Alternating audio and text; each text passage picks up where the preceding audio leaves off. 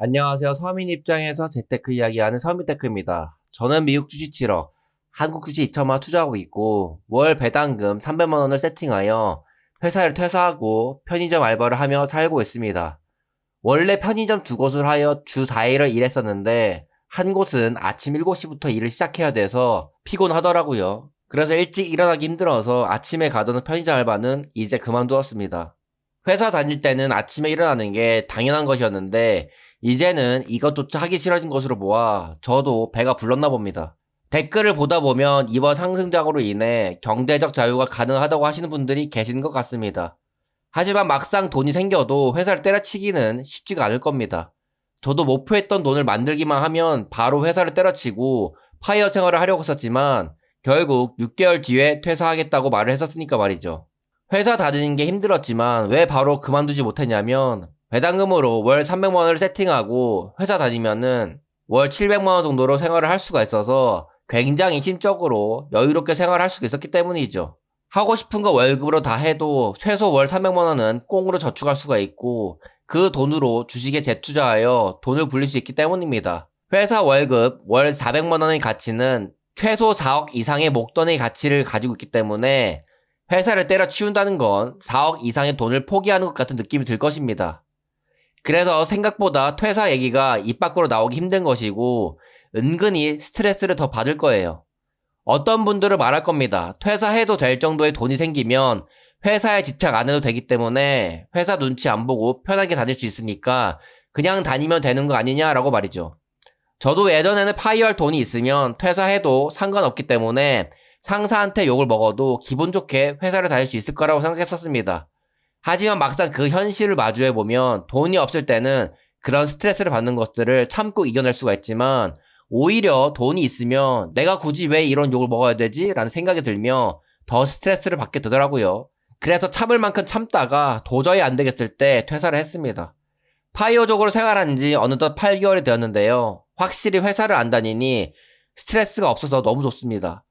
회사를 다니면서 스트레스가 없으신 분들은 회사를 계속 다녀도 괜찮겠지만 스트레스를 많이 받으시는 분들은 파이할 돈이 생겼다면 걱정은 되시겠지만 미련 없이 퇴사하시는 걸 추천드립니다.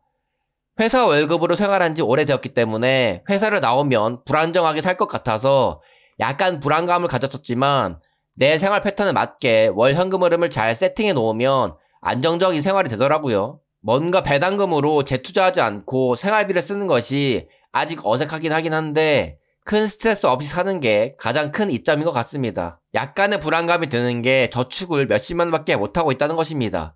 원래 회사 다닐 땐 최소 200만 원 이상 저축을 했었기 때문이죠. 제가 한창 자산을 불리기 위해 악착같이 돈을 모을 때는 사람들은 왜 그렇게 돈도 안 쓰고 힘들게 사냐고 말을 했었습니다. 월급은 괜찮게 받아서 직장인 중에서는 상위권이었지만 자산은 하위권이었기 때문에 하위권 삶을 살 수밖에 없었던 것이죠. 저는 내 자산의 위치를 객관적으로 바라보고 분수에 맞게 살았던 것입니다. 돈은 자산이 있을 때 쓰는 것이지 자산이 없을 때는 모아서 불려야 하는 게 당연하기 때문이죠. 예전보다 소비가 늘어나서 저축액이 줄었지만 괜찮습니다.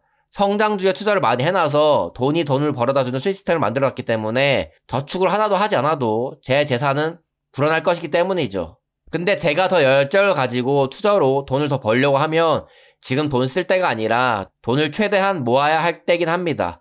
왜냐면 지금 계좌 수익률이 박살이 나서 XPLR을 적극적으로 추가 매수를 하여 평단을 낮출 수 있는 기회이기 때문이죠. 근데 예전처럼 가난을 탈출하기 위한 절실함이 없고 지금 평단과 수락에 만족해서 행동으로 잘 옮겨지지 않는 것 같습니다. 어떤 유튜버들은 사람은 일을 해야 삶의 가치가 있다고 하며 젊을 때 빨리 파이어를 하면 불행해진다고 말하는데 그건 파이어를 달성해 본 적도 달성하는 과정을 해보지도 않은 사람들이 하는 헛소리입니다. 물론 아무것도 안 하고 집에만 있다 보면 몸이 근질근질해질 때가 있습니다. 그럼 그때 알바를 하던 무슨 일이든 하면 됩니다. 그리고 파이어를 성공했다는 말은 성실함, 판단력, 계획성이 남보다 우수한 사람들일 것이기 때문에 회사를 나와서라도 알아서 자기가 할 일을 잘 찾을 것이라 빨리 은퇴하면 안 되나? 라는 쓸데없는 걱정은 안 하시길 바랍니다. 그럼 평범한 직장인이 어떻게 해야 최대한 빨리 파이어족이 될 수 있는지에 대해 말씀드려 보겠습니다.